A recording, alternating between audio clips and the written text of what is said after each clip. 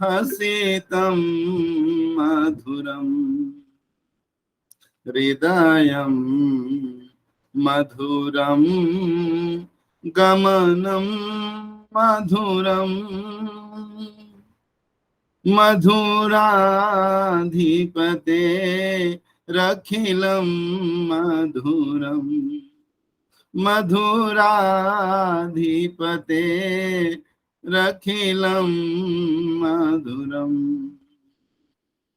परम पूज्य गुरुदेव के पावन श्री चरणों में मैं प्रणाम निवेदन करता हूं और आज के इस सायंकालीन भागवत चर्चा में, भागवत कथा में सम्मिलित सभी गुरुजनों और भागवत रस पिपासु वैष्णव जनों के चरणों में साष्टांग प्रणाम निवेदन करता हूं। गुरुजी ने कल हमें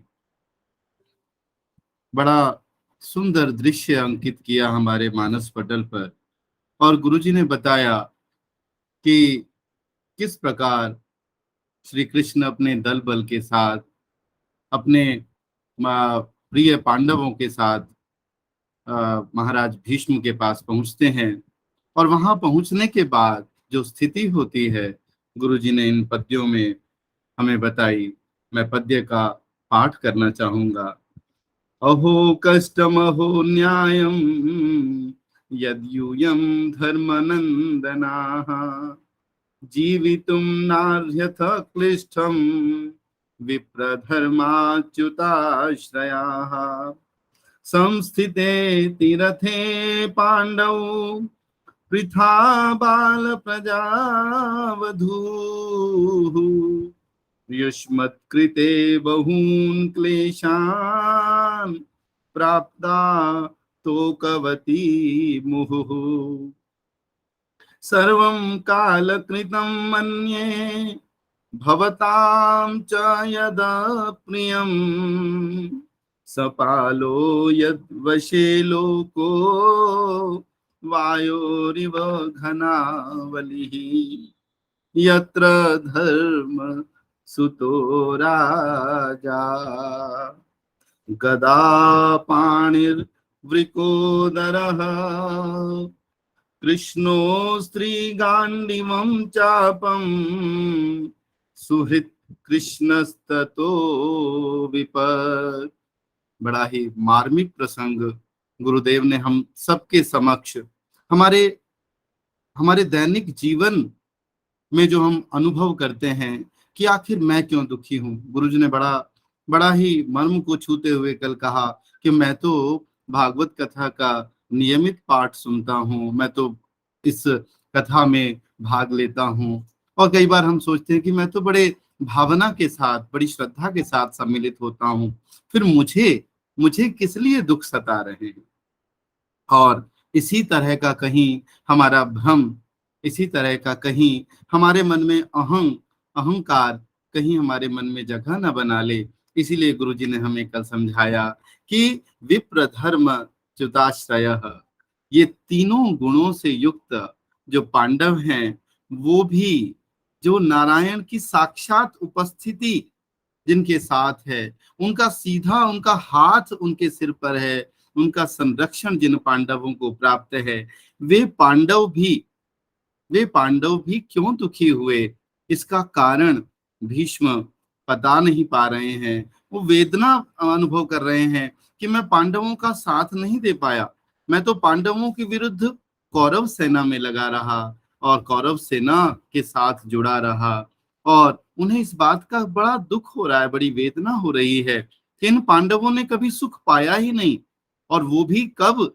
जब इनके पिता पांडु जो अतिरथ थे, हजारों महारथियों को वो जीतने का सामर्थ्य रखते थे, परंतु उनके संस्थिते, उनके दिवंगत हो जाने पर, उनके प्रस्थान कर जाने पर तो कवती, ये माता जो इनकी माता है कुंती, वो संतान के साथ क्लेश सहने पर बाध्य हुई। अकेले कष्ट सहना और संतान के साथ कष्ट सहना और अधिक इनके लिए असह्य कष्ट था। और उसमें गुरुजी ने हमें बताया बाल प्रजाः, जब वो बच्चे छोटे होते हैं तो उन्हें कष्ट का अनुभव नहीं होता, क्योंकि उनके सभी कष्टों को माता पिता अपने सिर पर ले लेते हैं, उन्हें अपने ठंडे शीतल छाया के नीचे रखते हैं। उन्हें तो इस बात का बोध भी नहीं होने देते कि क्या क्या कष्ट हैं। लेकिन धीरे धीरे जब ये पांडव बड़े हुए और राज्य प्राप्त करने की प्रतिद्वंद्विता, कहीं ये हमसे न कर लें, ऐसा जैसे ही कौरवों के मन में भाव आया, तभी से इन बच्चों की भी और कुंती माता की भी और वेदना और कष्ट और पीड़ाएं बढ़ती गईं, और वो बढ़ती ही गईं। तो इसका कारण क्या है? यहाँ पर भीष्म पितामह कोई भी कारण, उपयुक्त कारण, कोई भी सॉलिड कारण नहीं ढूंढ पा रहे हैं, इसलिए समवायी कारण से, सहकारी कारण से काम चला रहे हैं। और गुरुजी ने कहा सहकारी कारण तो हमारे बहुत सारे हो जाते हैं, चंद्रमा तो सबके मामा है, पर क्या वो मामा हमारे किसी काम के हैं? क्या उस चंद्रमा मामा से हम अपने मामा का दायित्व निभा सकते हैं? यूं तो हम कहने के लिए पिता तुल्य हैं, वो मेरे पिता हैं, पर क्या हम उन पिता से, उन पिता तुल्य कहलाने वालों से क्या अपने पिता की सामर्थ्य की पूर्ति कर सकते हैं? कदापि नहीं। और वहां भीष्म, जब कोई उनको कोई उपाय नहीं मिलता तो वो काल के सिर डाल देते हैं। काल ही इसके पीछे कारण होगा, क्योंकि बादल भी कई बार हवा के झोंके से असहाय हो जाता है और कहीं भी जाने को विवश हो जाता है। और ऐसा क्यों किया? तो यहाँ श्रीधर स्वामी जी की गुरुजी ने व्याख्या रखी कि क्योंकि अगर व्यक्ति व्यक्ति के कारण दुखी होता है तो उसका दुख और बढ़ जाता है, उसके मन में ईर्ष्या क्लेश बढ़ जाता है। लेकिन अगर विधि पर डाल दिया जाए, काल पर डाल दिया जाए, तो वो किसको दोष देगा? इसलिए उसका दुख कम हो जाता है और वह वहीं शांत हो जाता है। अब आगे गुरुजी ने हमें बताया कि क्या क्या प्राचीन या अर्वाचीन कोई पाप, कोई प्रारब्ध इसके पीछे कारण रहे होंगे? क्या ऐसा कोई कारण है? कहते नहीं, ऐसा कारण तो हो ही नहीं सकता, क्योंकि साक्षात धर्मनंदन है, ये तो साक्षात धर्मात्मा है युधिष्ठिर। और इनको इनको अगर प्रारब्ध के कारण कष्ट या दुख भोगना पड़ता तो फिर ये साक्षात युधिष्ठिर या ये धर्मराज कैसे रह सकते थे? तो इनका प्रारब्ध तो हो ही नहीं सकता। और वहां कह रहे हैं कि यहाँ पर भीष्म जैसे बलवान, इतने शक्तिशाली योद्धा हैं, गांडीव धारण करने वाले अर्जुन हैं, और जहां पर साक्षात भगवान कृष्ण उनके अंग संग रहते हों, वहां पर भी अगर इतना कष्ट मिल रहा है तो वो आश्चर्य है, आश्चर्य है। और यहाँ पर एक रामायण का एक प्रसंग, जब वो राम को वनवास हो जाता है, राम लक्ष्मण सीता जंगल में जा रहे हैं, तो वहां एक नगर से, गांव से गुजरते हैं, तो वो गांव के लोग कहते हैं, वो कहते हैं, थे पितु मातु कहूँ सखी कैसे, जिन पठए बन बालक ऐसे। फिर लखन कहते हैं, बोले लखन मधुर मृदु बानी, ज्ञान विराग भगति रस सानी, काहू न को सुख दुख कर दाता, निज कृत कर्म भोग सब भ्राता। तो यहाँ पर लक्ष्मण भी यही कह रहे हैं कि कहीं ना कहीं, किसी ना किसी रूप में वो कर्म का फल है जो हर व्यक्ति उसको भोगता है। भले ही वो कर्म हमें याद हो या ना हो, लेकिन वो कर्म का फल है। लेकिन यहाँ तो भीष्म इस बात के लिए भी आश्चर्यचकित हैं कि कोई ऐसा कर्म मुझे दृष्टिगोचर नहीं हो रहा है। और इसी कारण से भीष्म पितामह कह रहे हैं कि यहाँ तो विभावना वाली स्थिति हो रही है, बिना कारण के कार्य की उत्पत्ति हो रही है। और गुरुजी ने बड़े मधुर भाव से हमें कहा, बिनु पग चलहि सुनहि बिनु काना, कर बिनु करम करहि विधि नाना, आनन रहित सकल रस भोगी, बिनु वाणी बक्ता बड़ जोगी। तो इस प्रकार से ईश्वर की कृपा अनंत है, व्याप्त है, वो उसका हम लोग कुछ भी अंदाजा नहीं लगा सकते। तो इस आश्चर्य का जो संसार कल हमारे लिए गुरुजी ने रचा, इस आश्चर्य का आज अगर हमारा उद्धार करते हुए इस आश्चर्य को दूर करें, तो गुरुदेव से मैं प्रणति पूर्वक निवेदन करता हूँ, आज की कथा का रसपान कराएं। परम पूज्य गुरु।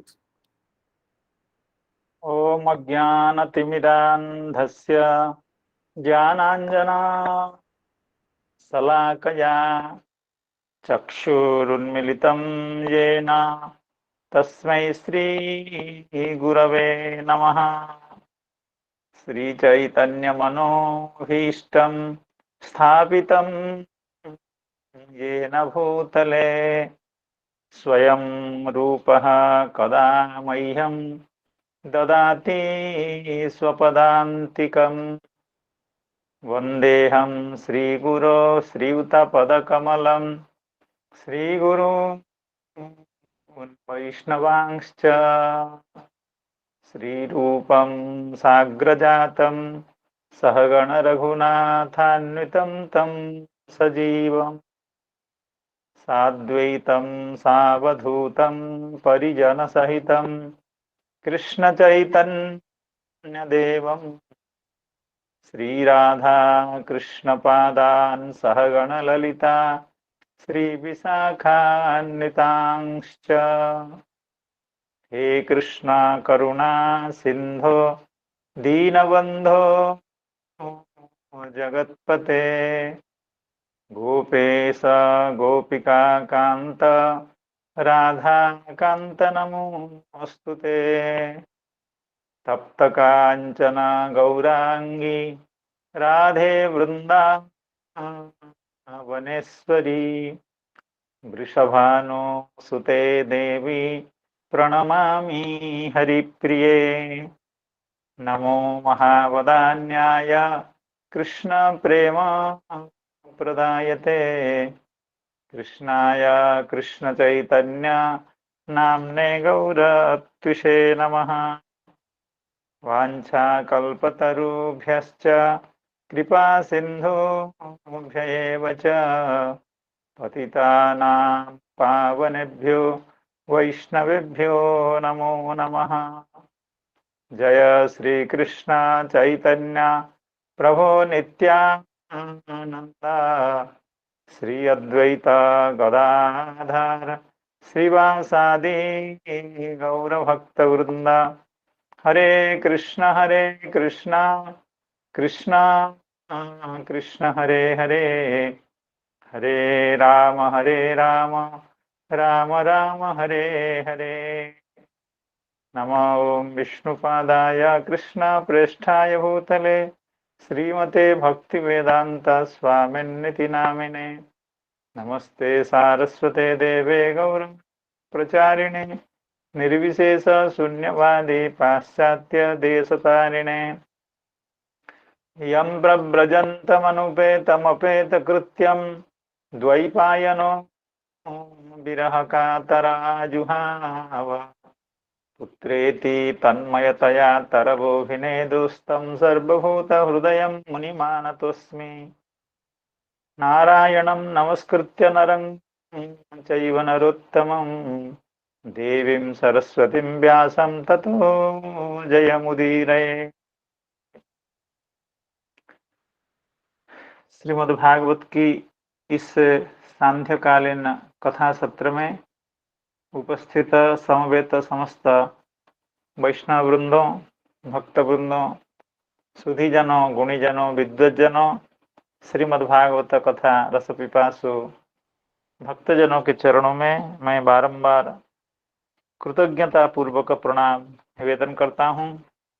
हमारे अत्यंत प्रिय मित्र श्री केशव देव जी कल की और आगे की भी कथाओं को बड़े अच्छे ढंग से, बड़े सुमधुर कंठ से भी आपने उन श्लोकों का उच्चारण किया एवं गोस्वामी जी के पद्यों का भी आपने उच्चारण किया। बड़े भावुक हृदय से आप पूरी बातों को बताए। जो 2-3 दिन में हम कुछ बहुत कहने में समर्थ हुए थे, उसका आपने बहुत अच्छे ढंग से, बड़े बड़े संक्षेप से और सारगर्भित भाव से आपने उसका प्रकाशन किया।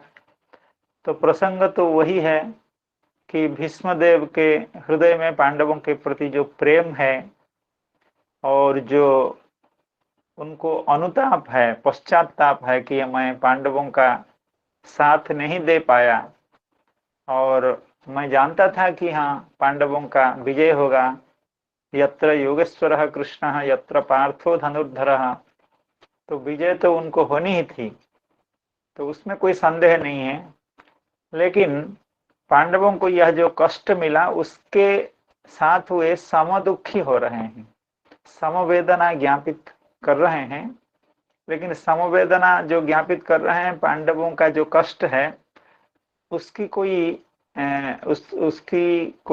उसका कोई कारण सही ढंग से ढूंढ नहीं पा रहे हैं और आगे बताने भी वाले हैं कि इसमें सिद्धांत क्या है।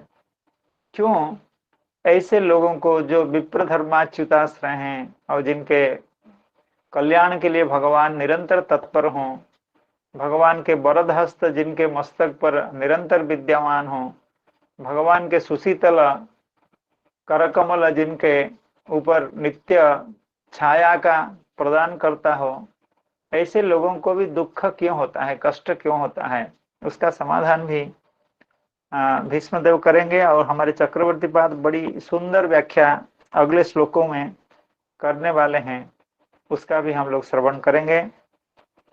तो कल हम लोग यही पढ़ रहे थे, यत्र धर्मसुतो राजा गदा पाणिर्ब्रुकोदरः कृष्णो स्त्री गांडीवम चापम सुहृत कृष्ण ततो विपत्।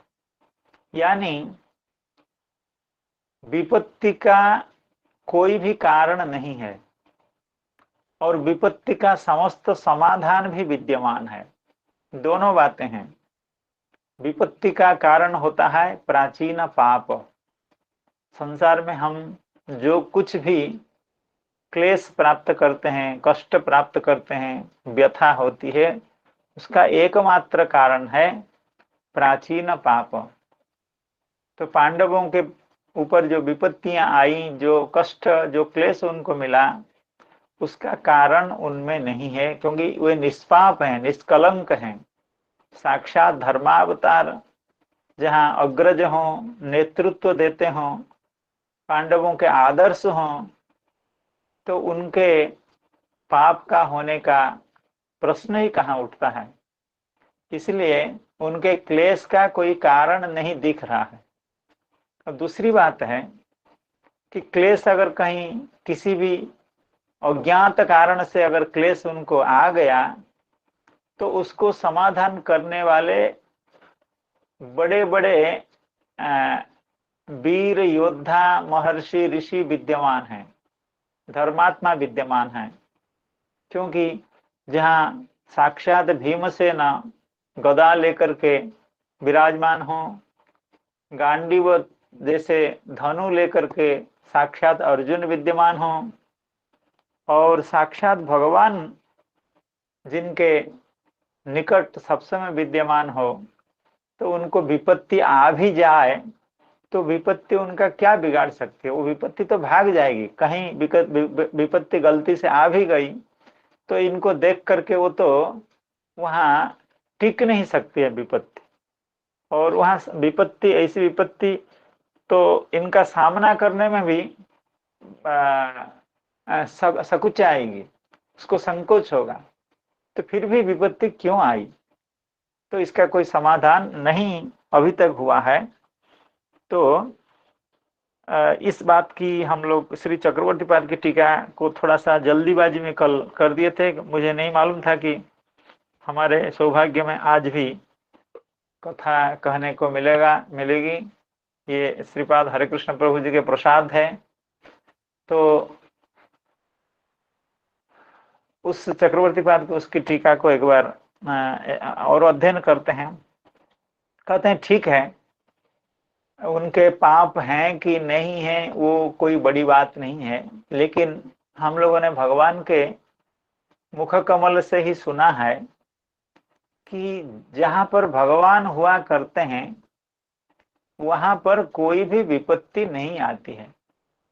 यानी जो जो लोग भगवान को किसी भी संबंध के द्वारा आत्मीय मानते हैं, उनके ऊपर विपत्तियां नहीं आती हैं। ये भगवान ने स्वयं, भगवान कपिल देव ने अपनी मैया को, देवहूति माता को भक्ति का रहस्य को बताने के प्रसंग में साक्षात भगवान ने कहा है, ननु न कर्हिचित मत्पराः शांत रूपे नंक्षन्ति नो मे निमिषो लेढि हेतिः येषामहं प्रिय आत्मा सुतश्च सखा गुरुः सुहृदो दैवमिष्टम् इति कपिलदेव उक्ते हैं। कृष्णे दास्य सख्य वात्सल्यवतः पांडवान् कथम कालः अतिक्रमेत। अर्थात कपिलदेव वहां कह रहे हैं, हे शांत रूपे, ये मैया माता देवहूति के लिए भी संबोधन हो सकता है, या शांत रूपे ये संबोधन का प्रथम एकवचन हो सकता है, या सप्तमी एकवचन हो सकता है। शांत रूपे यानी जो सत्व गुण में विद्यमान होते हैं, या जो भगवान के नित्य धाम में विद्यमान होते हैं, सप्तमी अर्थ अगर, सप्तमी विभक्ति अगर लें, इस तरह का अर्थ है। और संबोधन भी कुछ व्याख्याकार इसको संबोधन मानते हैं। हे शांत रूपे मत पराः कर्हिचित न नंक्षन्ति, अर्थात जो लोग मत पर होते हैं, अर्थात मत परायण होते हैं, अर्थात मैं जिनका सर्वस्व होता हूं, अर्थात जो लोग मेरे प्रति समर्पित होते हैं, जो लोग मुझे अपना सर्वस्व मानते हैं, वे लोग हैं मत्पराः। तो ऐसे जो मत्पर होते हैं वे कर्हिचित अपि न नंक्षन्ति, कभी भी उनका विनाश नहीं होता है। विनाश नहीं होता है इसका यह मतलब नहीं कि उनकी मृत्यु नहीं होती है, मृत्यु तो होती नहीं है, लेकिन जड़ जगत में जैसे और लोगों का शरीर पात होता है, उनका भी होता है, लेकिन न नंक्षन्ति का मतलब कभी भी भाग्यहीनाः न भवन्ति, कभी अभागे नहीं होते हैं। अर्थात दुर्भाग्य उनको स्पर्श नहीं कर सकता है, उनको उनको विपरीत परिस्थिति उनको हिला नहीं सकती है, अर्थात दुर्भाग्य के शिकार नहीं होते हैं। जो लोग मत्पर होते हैं, मैं जिनका सर्वस्व होता हूं, वे दुर्भाग्य के शिकार नहीं होते हैं। न कर्हिचित मत्पराः शांत रूपे नंक्षन्ति, एक बात तो यह हो गई। दूसरी बात हो गई, नो निमिषो लेढि हेति, अर्थात जो अनिमिष रूपक जो हेति, हेति शब्द का अर्थ है अस्त्र। जब इस श्लोक को हम लोग पहले शुरू में पढ़ते थे, कैसे कैसे लगता था, ये सब शब्द लेढ़ी हेति बहुत अच्छे नहीं लगते थे, लेकिन बहुत सुंदर प्रयोग है। तो अनिमिष रूपः जहाँ हेति ही, अर्थात अनिमिष शब्द का अर्थ है काल, काल रूपी जो अस्त्र है, क्योंकि भगवान का बहुत बड़ा अस्त्र है यह काल। हाँ, कालोस्मि लोक क्षयकृत प्रवृद्ध, इस काल रूपी अस्त्र से भगवान सभी का विनाश करते हैं। प्रत्येक वस्तु को भगवान अंत तक पहुंचा देते हैं काल रूपी अस्त्र के द्वारा। लेकिन जो लोग मत्पर होते हैं, जो लोग भगवत परायण होते हैं, उनको यह अनिमिष रूप जो हेति वो न लेढ़ी, उनको चाट नहीं पाता है। लीह धातु चाटने के अर्थ में, अर्थात उनको समाप्त नहीं कर पाता है, उनको निगल नहीं पाता है, उनको अपना शिकार नहीं बन पाता है। लेढ़ी लीढ़ः लिहंती, इस तरह का प्रयोग होता है। तो अनिमिष हेति ही, अनिमिष रूपी जो हेति वो उनको न लेढ़ी। तो अब प्रश्न हुआ, भगवान साक्षात कह रहे हैं जो मत्पर होते हैं उनको काल के कारण उनकी विपत्ति नहीं आती है। तो फिर हे पितामह, आप बार बार कह रहे हैं सर्वम काल कृतं मन्ये भवतां च यद प्रियम। जो कुछ अप्रिय हम लोगों को हुआ वो कालकृत हुआ, काल के कारण हुआ। तो इस बात में तो विरोध दिखता है। भगवान की बात तो दूसरी कहा, भगवान की बात का तो अभिप्राय दूसरा है, भगवान की प्रतिज्ञा दूसरी है कि काल भी उन लोगों को हिला नहीं सकता है, उनकी विपत्ति का कारण नहीं हो सकता है। और आप कह रहे हैं सर्वम काल कृतं मन्ये, ये कैसे हुआ?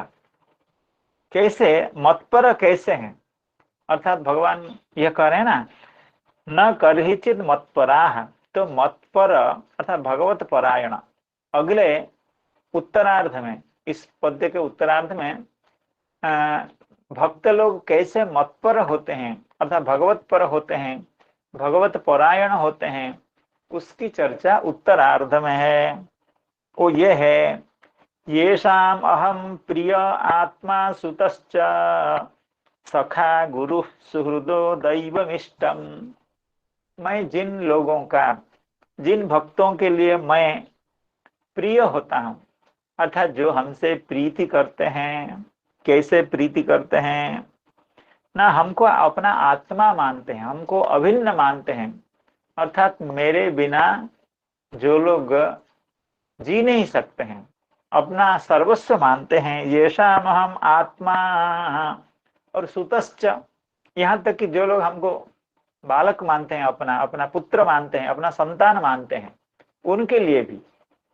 और सखा, जो हम लोगों को सखा मानते हैं, जो मुझे अपना सखा मानते हैं और गुरु मानते हैं या सुहृद मानते हैं या मुझे देवता मानते हैं या मुझे इष्ट मानते हैं, अर्थात कहने का मतलब है किसी भी सांसारिक भाव से, जैसे हम लोग संसार में रिश्तेदारी बनाते हैं, रिश्ता बनाते हैं, उसी तरह से किसी भी रिश्ते के माध्यम से जो लोग भगवान से जुड़े हुए हैं, अर्थात भगवान के साथ जो लोग रिश्ता पूर्वक, संबंध पूर्वक भगवान के साथ जुड़े हुए होते हैं, वे लोग मतपर हैं।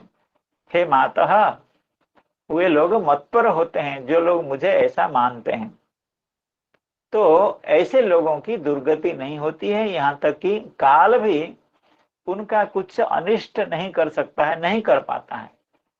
तो ये तो भगवान की बात है। और आप बता रहे हैं सर्वम काल कृतं मन्ये, कैसे संभव हुआ? यह प्रश्न चक्रवर्ती बात उठा रहे हैं। और ये पांडवगण कैसे हैं? यहाँ जितने संबंध की बात की गई है, उन संबंधों में से पांडवगण 3 संबंध से संबद्ध हैं। कैसे? कृष्णे सख्य वात्सल्य, दास्य सख्य वात्सल्यवतः पांडवान, षष्ठी सॉरी द्वितीय बहुवचन है। भगवान के प्रति दास्य भाव रखने वाले, जैसे नकुल सहदेव प्रभृति दास्य भाव रखने वाले, और ऐसे तो युधिष्ठिर महाराज जी का भी शायद भगवान के प्रति दास्य भाव है। और सख्य भाव, अर्जुन का सख्य भाव तो जगत विदित है, ब्रह्मांड विदित है। तो दास्य भाव के द्वारा, सख्य भाव के द्वारा और वात्सल्य भाव के द्वारा, कुंती मैया तो वात्सल्य, भगवान के प्रति वात्सल्य का साक्षात मूर्तिमान वात्सल्य है।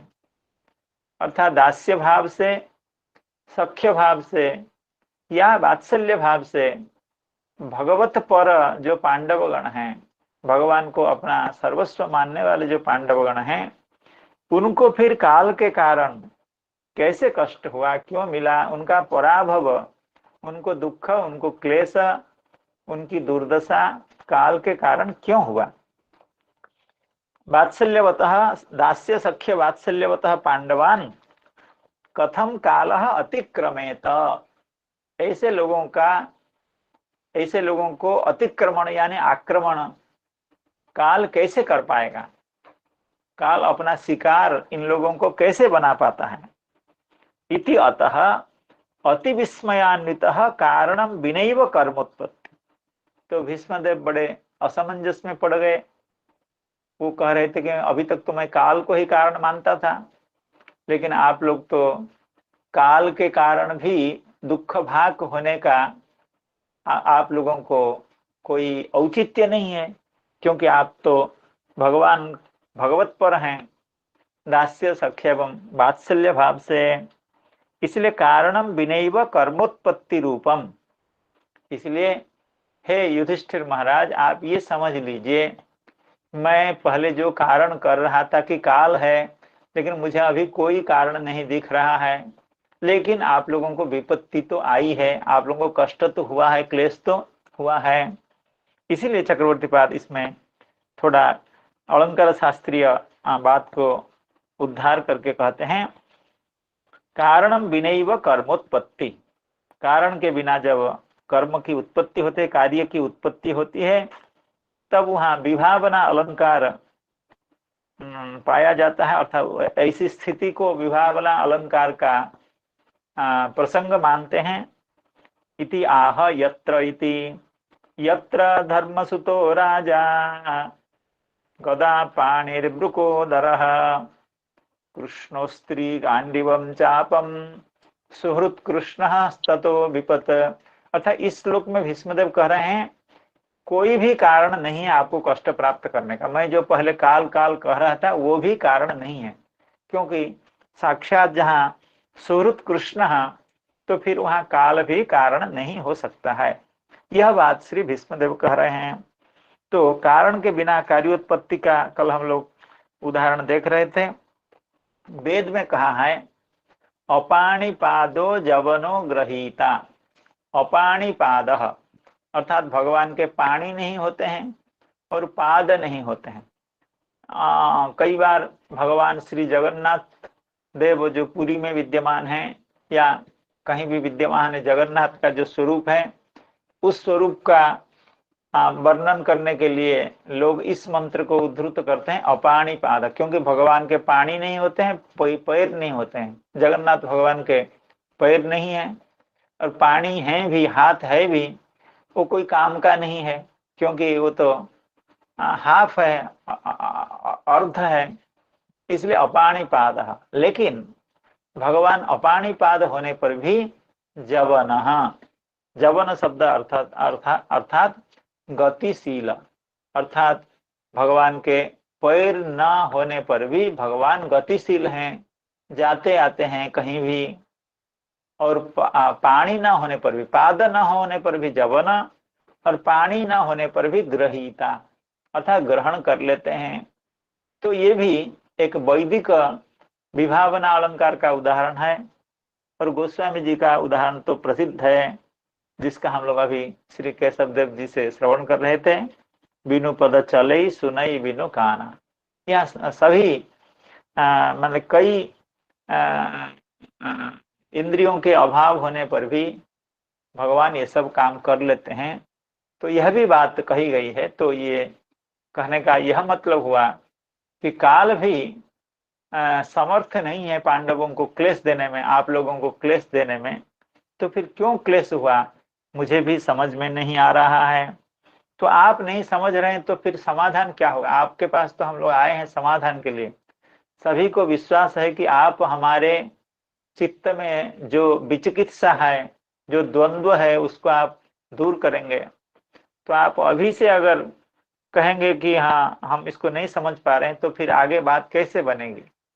आगे कह रहे हैं श्री भीष्मदेव, नैहस्य कर्हिचिद राजन् पुमान् वेद विधित्सितं यद विजिज्ञासया युक्ता मुह्यन्ति कवयोऽपि। नैहस्य कर्हिचिद राजन् पुमान् वेद विधित्सितं यद विजिज्ञासया युक्ता मुह्यन्ति कवयोऽपि। भीष्मदेव का अभिप्राय है, अगर यह नंद नंदन इस बीच में न होते तो फिर मैं इसका कुछ समाधान दे सकता था। भगवान अगर नहीं होते तो समाधान दिया जा सकता था। ये जो बीच में आ गए हैं, तुम लोगों के एवं तुम लोगों के क्लेश और मेरे ये बीच में आकर के सब बिगाड़ रहे हैं। इनके कारण ही मैं कुछ समाधान देने में, कोई भी समाधान देने में मैं असमर्थ हूं, इनके कारण। क्यों? नैहस्य कर्हिचिद राजन पुमान वेद विधित्सितम। हे महाराज, हे युधिष्ठिर, हे पांडवों,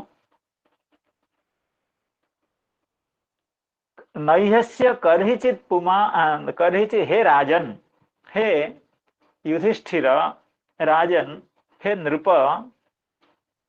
पुमान, कोई भी पुरुष, कोई भी व्यक्ति, मेरे जैसा कोई व्यक्ति या कोई और बड़ा व्यक्ति और छोटा व्यक्ति, कैसा भी व्यक्ति हो, अस्य विधित्सितम कर्हिचित न वेद। इस भगवान का, इस वसुदेव नंदन का जो विधित्सित है, विधित्सित का मतलब चिकीर्षित, अर्थात ये क्या करना चाहते हैं, इनके मन में क्या बात है, इनकी योजना क्या है, कश्चिदपि न वेद नैहस्य कर्हिचित राजन पुमान वेद विधित्सितम। हे राजन, अस्य विधित्सितम कर्हिचित पुमान न वेद, कदापि न वेद, कस्मिन्नपि काले, किसी भी समय में या कभी भी इनके अभिप्राय को समझा नहीं जा सकता है। इसलिए ये हैं तुम लोगों के पास, ये सब करा रहे हैं, तो मैं कैसे बता सकता हूं इसमें क्या कारण। ये ना होते तो मैं सीधे कह देता कि तुम लोगों के इसके कारण तुमको कष्ट सहना पड़ा या नहीं सहना पड़ा, जो भी है वो कह सकता था। लेकिन ये जो बीच में आ गए हैं, इनके चलते मेरी बुद्धि कुंठित हो रही है, कोई साफ दर्शन नहीं कर पा रही है आप लोगों के क्लेश का कारण। नैहस्य कर्हिचिद राजन पुमान वेद विधित्सितम यद विजिज्ञासया युक्ता मुह्यन्ते कवयोऽपि। अर्थात इनका क्या विधित्सित है, ये इनका क्या चिकीर्षित है, अर्थात इनका क्या अभिप्राय है, इनकी मनसा क्या है, इसको जानने के लिए यद विजिज्ञासया, अर्थात यस्य विधित्सितस्य विजिज्ञासया, इनका जो विधित्सित है, चिकीर्षित है, उसको जानने के लिए, अर्थात भगवान क्या करना चाहते हैं, इस चीज को जानने के लिए जो लोग चेष्टा करते हैं, बड़े बड़े कवि लोग, बड़े बड़े विद्वान लोग, बड़े बड़े विभूतियां, वे भी मुह्यंती, अर्थात युक्ता कवय अभी, जो लोग भगवान के साथ एकदम निरंतर जुड़े हुए होते हैं, भगवान के अति निकट लोग भी नहीं जान पाते हैं क्या होता है। भगवान की बात तो छोड़िए, ऐसे समाज में ऐसा भी देखा जाता है, जो अच्छे अच्छे प्रशासक होते हैं या अच्छे राजा होते हैं, उनकी बात को भी उनके मंत्री लोग भी नहीं जान पाते हैं, एकदम निकट के लोग, पास के लोग भी नहीं जानते हैं। तो ऐसा होता है। तो जो लोग भगवत विभूति संपन्न होते हैं, गांभीर्य पूर्ण होते हैं, विशेष गुण संपन्न होते हैं, विशेष गुण के अधिकारी होते हैं, उनके मनोभाव को भी पढ़ना इतना आसान नहीं है। और भगवान तो भगवान हैं।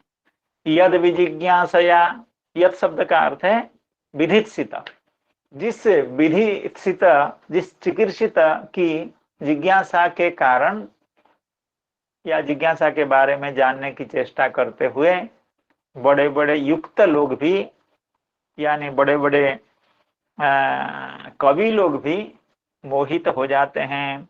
नैहस्य कर्हिचिद राजन पुमान वेद विधित्सितम यद विजिज्ञासया युक्ता मुह्यन्ते कवयोऽपि।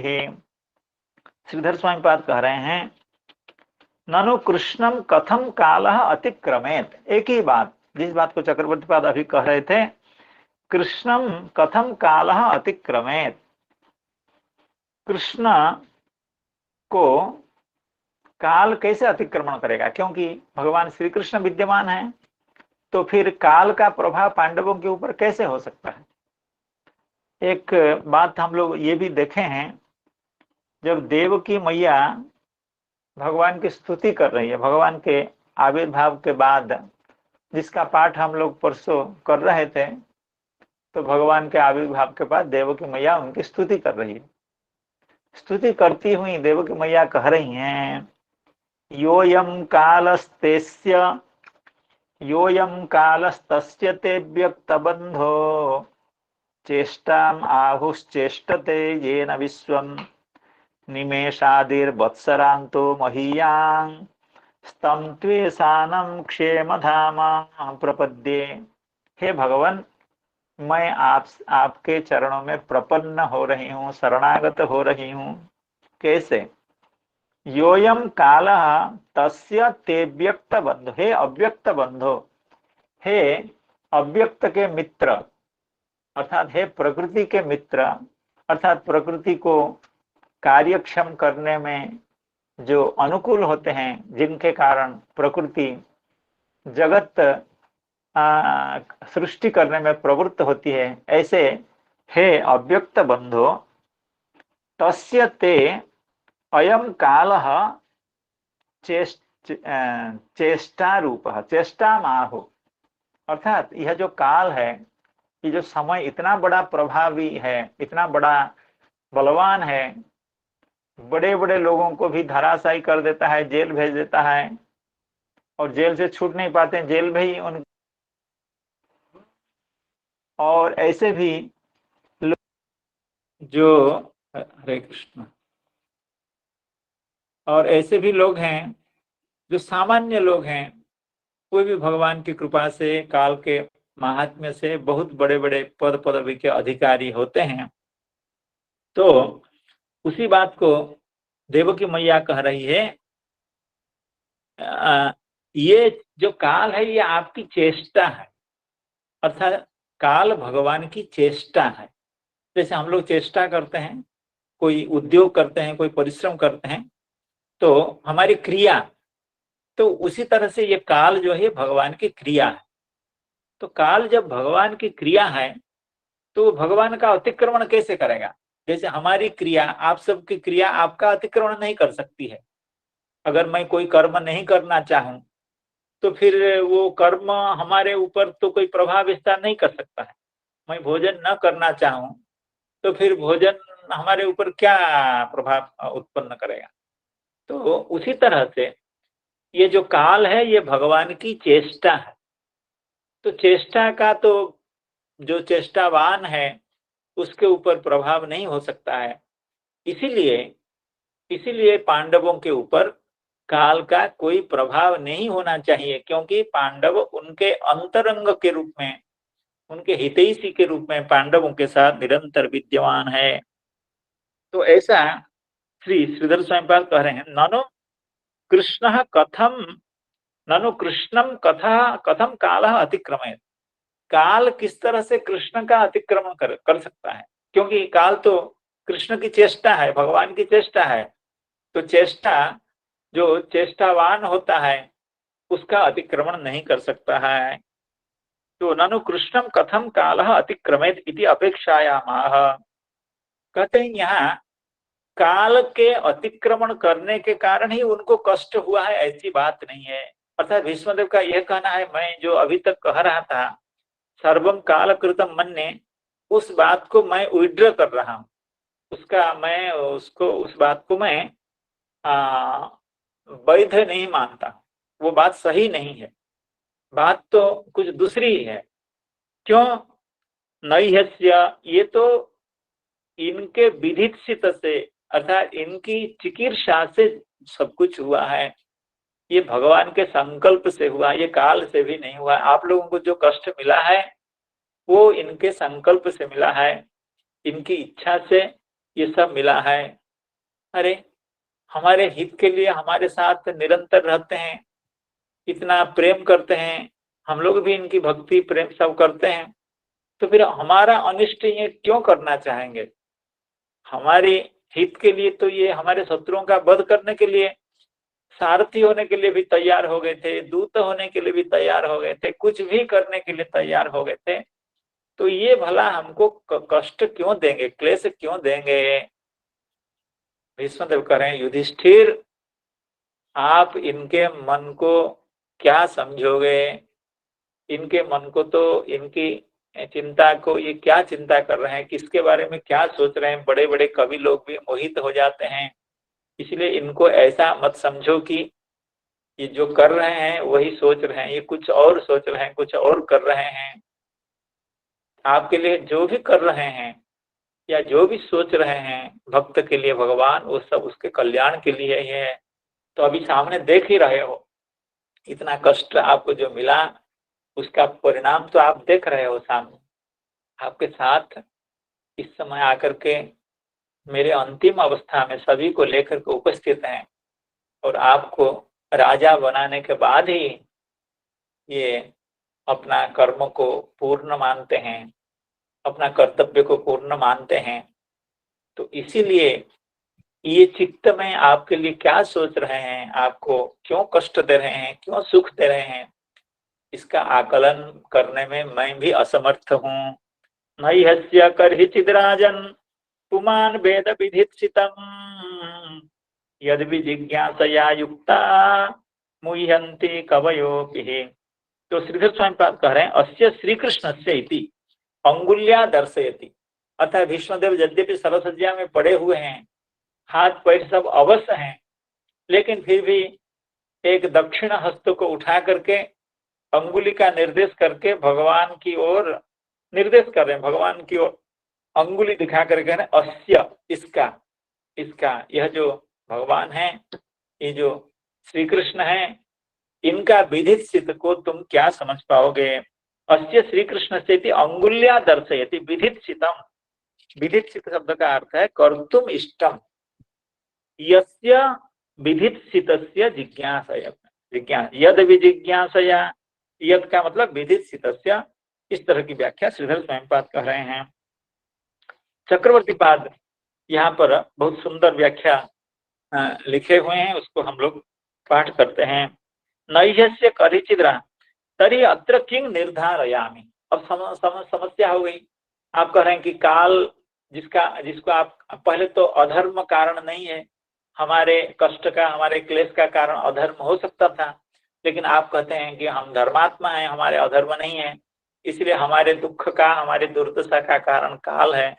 तो अभी कह रहे हैं कि काल भी कारण नहीं हो सकता है, जहाँ भगवान साक्षात विराजमान हो तो, और भगवान अनुकूल हो, तो फिर काल कैसे प्रतिकूल हो सकता है?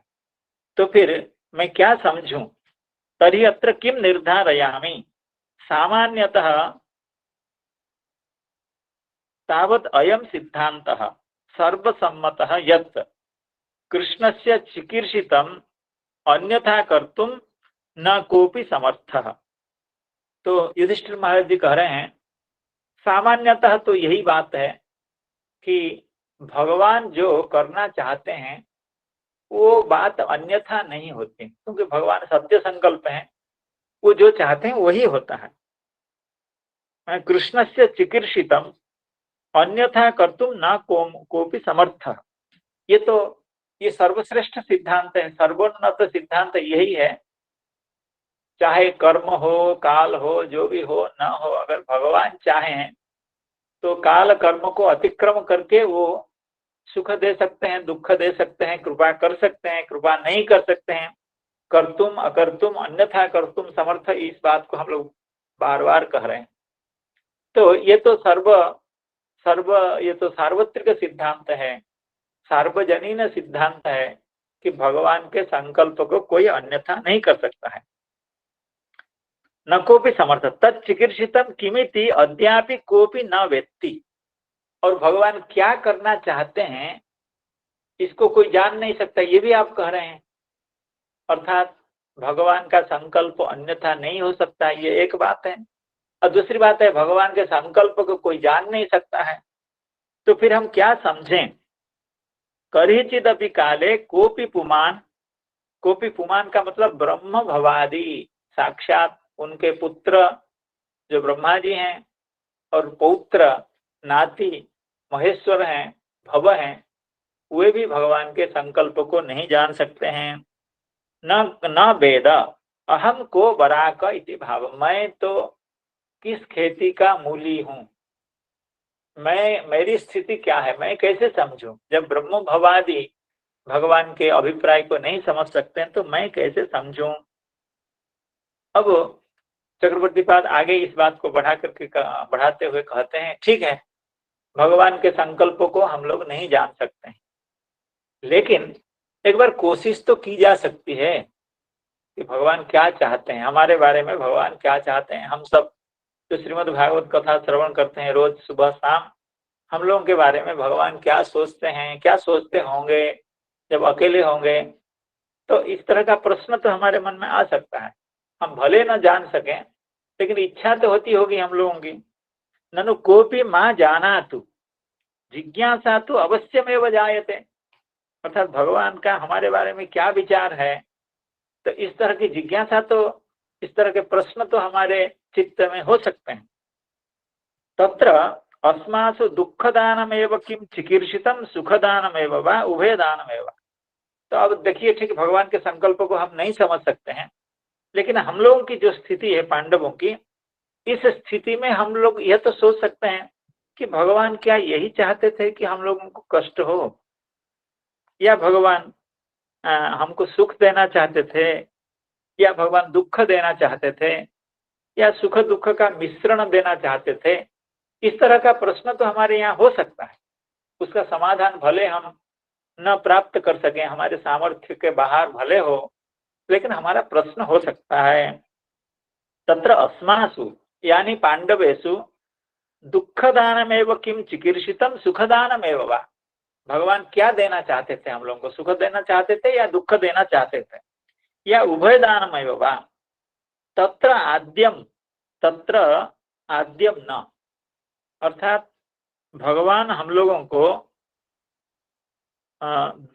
दुखदानम या सुखदानम या उभय दानम, भगवान हम लोगों को दुख देना नहीं चाहते थे, ये हम लोगों को मालूम है। युधिष्ठिर महाराज जी कह रहे हैं भगवान हमको दुख देना नहीं चाहते थे।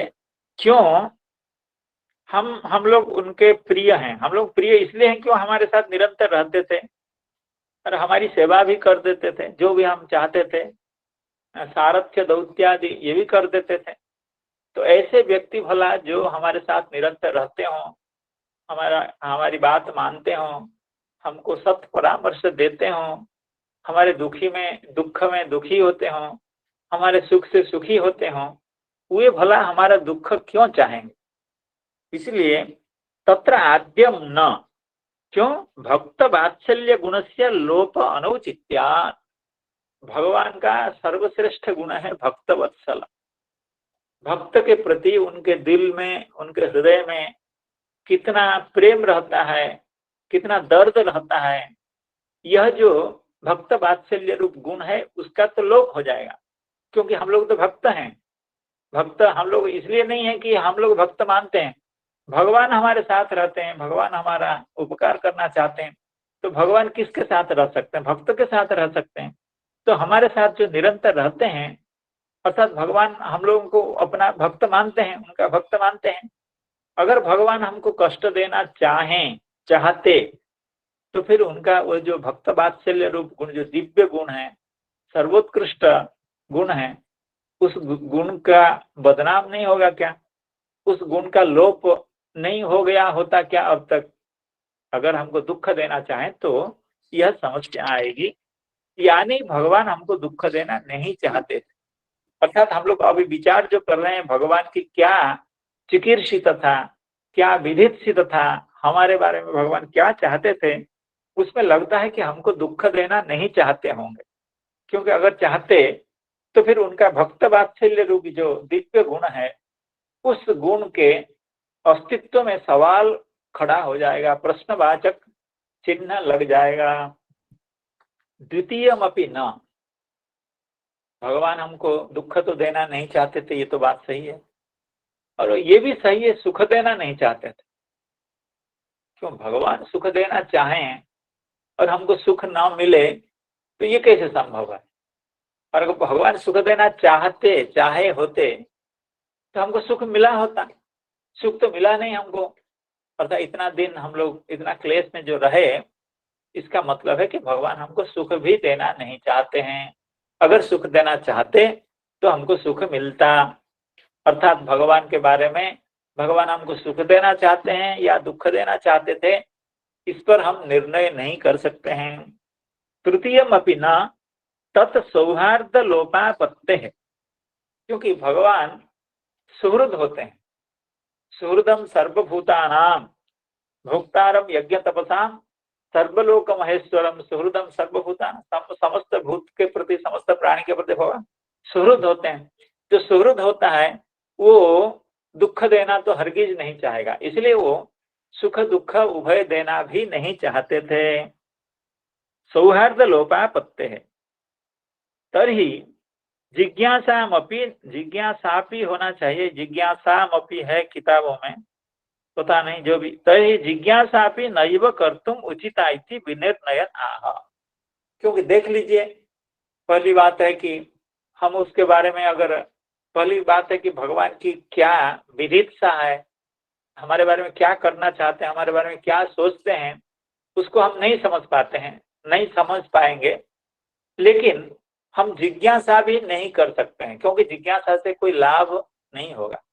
भगवान हमारे बारे में क्या सोचते हैं, इस तरह की जिज्ञासा अगर हम करें, इस तरह के प्रश्न अगर करें, तो वो प्रश्न बेकार है, क्योंकि उसका कोई उत्तर नहीं मिलेगा।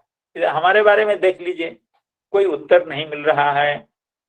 इस तरह जिज्ञासा अपि नैव कर्तुम उचिता इति विनिर्णयन आह। अर्थात यह निर्णय श्री भीष्मदेव का है कि भगवान हमारे बारे में क्या सोचते हैं, इसको हम समझ नहीं पाएंगे और समझने की कोशिश भी नहीं करनी चाहिए। तरी जिज्ञासा अपि नैव कर्तुम उचिता इति विनिर्णयन आह यद विजिज्ञासया युक्ता मुह्यन्ति कवयोपि। अर्थात इस तरह की जिज्ञासा करते करते बहुत बड़े बड़े ऋषि महर्षि थक गए, इसलिए आगे यह हम लोगों को शिक्षा लेनी चाहिए कि भगवान हमारे बारे में क्या सोचते हैं। जो भी सोचते हो, जो इच्छा हो, जो संकल्प हो, वो सब करें। वो हमको तो भगवान का भजन करना चाहिए, भगवान की शरणागति का स्वीकार करना चाहिए। इसी निर्णय पर पहुंच करके भक्त को भगवान की भक्ति करनी चाहिए। भगवान क्या सोच रहे हैं, जो उनका संकल्प हो वही होगा। युक्ता विवेकिनः अपि कवयः सर्वशास्त्रज्ञः। हाँ, जो श्लोक में है, यद विजिज्ञासया युक्ता मुह्यन्ति कवयोपि। युक्त शब्द का अर्थ है जो विवेकी होते हैं, और कवि शब्द का अर्थ है जो सर्वशास्त्रज्ञ होते हैं। वे भी मोहमेव प्राप्नुवन्ति सिद्धांत अलाभा। अर्थात वे किसी सिद्धांत पर नहीं पहुंच पाते हैं, इसीलिए वे भी मोहित हो जाते हैं। अर्थात भगवान के जो विधित है उसको तो नहीं समझ पा रहे हैं, और उनके बारे में जिज्ञासा भी नहीं करते हैं, क्योंकि जिज्ञासा करने से, प्रश्न करने से भी उसका सही उत्तर नहीं मिल सकता है। चक्रवर्तीपाद एक सिद्धांत की बात यहाँ कहना चाहते हैं। अत्र भीष्मस्य महाविज्ञस्य उक्तौ। चक्रवर्तीपाद कह रहे हैं भीष्मदेव तो महाविज्ञ हैं, बहुत बड़े ज्ञानी हैं, बहुत बड़े भक्त हैं, बहुत बड़े योद्धा हैं, बहुत बड़े प्रशासक हैं, सब कुछ अत्यंत उन्नत मात्रा में उनमें विराजमान है सभी सद्गुण। तो महाविज्ञ जो भीष्मदेव हैं वे कह रहे हैं कवयः इति मुह्यन्ति इति पदाभ्याम। अर्थात कवि लोग भी मोहित होते हैं, महाविज्ञ लोग भी मोहित होते हैं। क्यों होते हैं? मोहित होते हैं इसीलिए युधिष्ठिरादयोपि भगवत भक्ताः प्रारब्धं भुंजत इति मतम परास्त। इसलिए जो लोग यह सोचते हैं या कहते हैं युधिष्ठिरादियों का कोई प्राचीन कर्म था, अर्थात प्राचीन पाप था, जिनके कारण उनको इतना कष्ट सहना पड़ा, क्योंकि बिना पाप का कोई कष्ट नहीं सहता है। इस सिद्धांत को सामने रख करके अगर कोई कहे कि युधिष्ठिर जैसे भक्तों को भी प्रारब्ध के कारण कष्ट सहना पड़ता है, यह कहना अत्यंत विपरीत बात है। यह कहना सिद्धांत के खिलाफ है, क्योंकि जिनके साथ भगवान का सानिध्य हुआ है, संपर्क हुआ है, जो भक्त हुए हैं, उनके बारे में भगवान क्या सोचते हैं उनको क्या देते हैं, क्या नहीं देते हैं, उनको क्या क्लेश देते हैं, ये भगवान के संकल्प से ही उनका जीवन परिचालित होता है। भगवान चाहे उनको कष्ट देते हैं, सुख देते हैं, वे कभी कर्माधीन नहीं होते हैं। इसीलिए चक्रवर्ती बात कहते हैं, भीष्मदेव की उक्ति में ये जो कवयः और मुह्यंती हैं, इससे पता चलता है कि हम लोगों को इस निर्णय पर नहीं पहुंचना चाहिए, या किसी को भी इस निर्णय पर नहीं पहुंचना चाहिए कि युधिष्ठिर महाराज जी का या पांडवों का जो क्लेश है वो प्रारब्ध कर्म के कारण है। नैहस्य कथिचिद राजन पुमान वेद विधित्सितम यद विजिज्ञासया युक्ता मुह्यन्ति कवयोऽपि। हरे कृष्ण कृष्ण कृष्ण हरे हरे, हरे राम राम राम हरे हरे। जय ग्रंथराज श्रीमद् भागवतम की जय, समस्त भक्त वृंद की जय। समस्त श्रोतृगण के चरणों में मैं बारंबार प्रणाम निवेदन करता हूँ। हरे कृष्णा हरे कृष्ण।